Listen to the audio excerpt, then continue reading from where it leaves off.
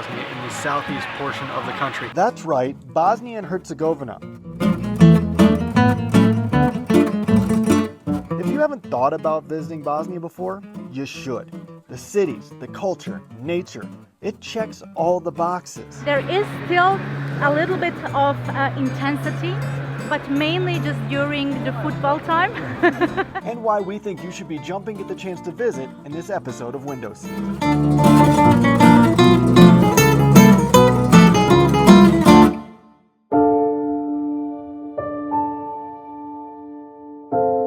Bosnia and Herzegovina. If you're around the age of 40 or over, the first thing you probably think of is the war that encompassed this country for much of the 90s. 100,000 people were killed and millions displaced in the ethnically rooted war between Bosnian Muslims, known as Bosniaks, Orthodox Serbs and Catholic Croats.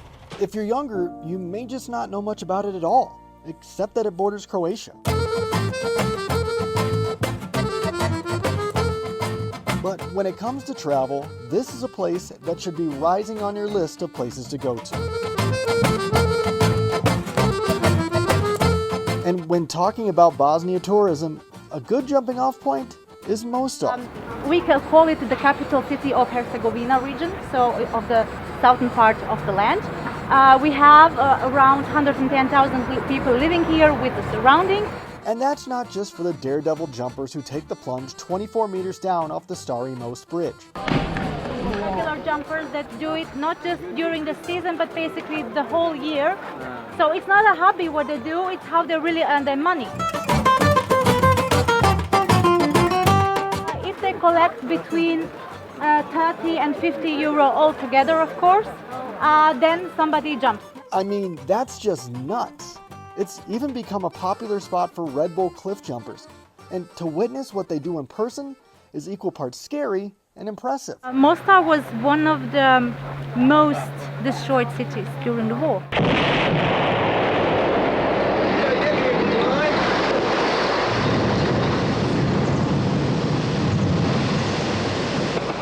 More scary is what happened to the bridge back in 1993. It stood for 400 years until being destroyed by Croatian artillery during the war in 1993. At that point, although the war already started in 1992 officially, but many people still weren't aware of what is going on. Why is changing everything so fast? But until that moment, when they destroyed the bridge, they finally understood, okay, this is for real. A symbol of the community gone. It wasn't just a bridge that they destroyed, because the old bridge was always a symbol of peace.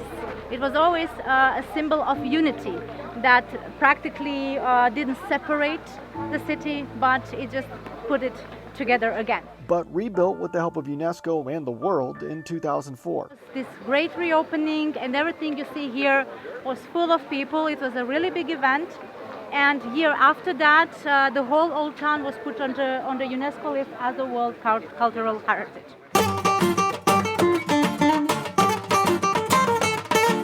Aside from the bridge, Old Town Mostar holds its own magic. Walk the cobblestone streets and see for yourself. Hear the sounds.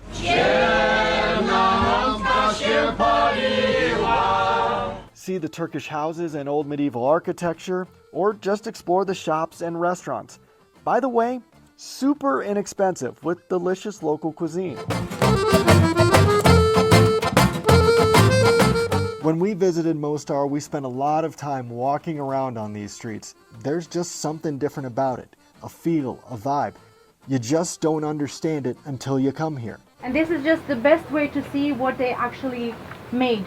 Looking around, you can see why this is very much considered the most beautiful town in all of Bosnia. And it shows why it's the cultural center of this part of the country. Now, just 45 minutes from Mostar is a natural beauty, the Kravica Waterfalls.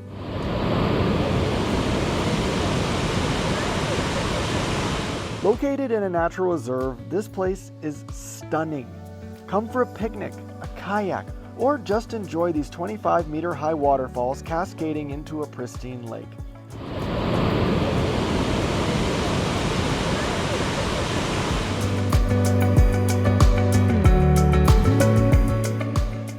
is just something special about this little oasis in the middle of a national reserve right here in Bosnia.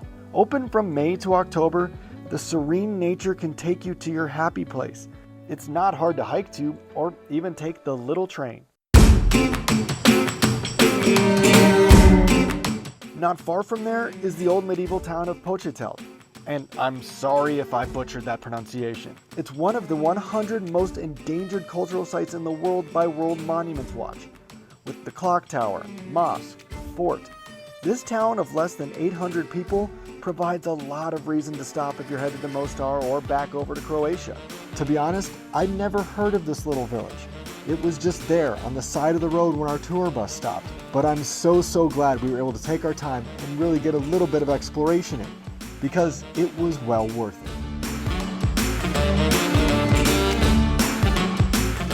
Of course, the first place many people think of when they think Bosnia is Sarajevo. The capital city feels like a little Istanbul transplanted. It's got its own charm and feel, and maybe the most famous thing about it, it's where World War I started. It's also one of the many places still recovering from the war. Almost everywhere you go around this country, the signs of the recent history are still there.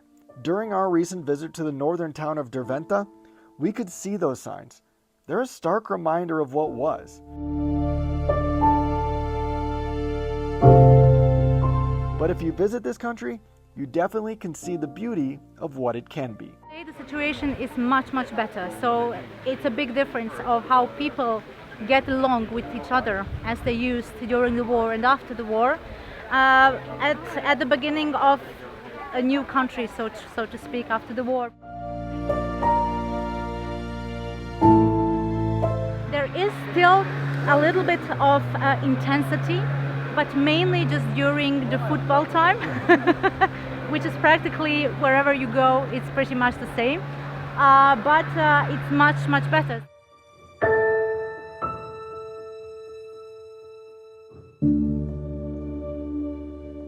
That's it for this episode of Window Seat. Thanks for watching. Please give us any thoughts or recommendations for it in the comments below. And if you could do us a favor and hit like or subscribe so you can help us share our journey trying to visit every country on the planet. We'll be back next week with another video. In the meantime, enjoy one of these other episodes from Window Seat.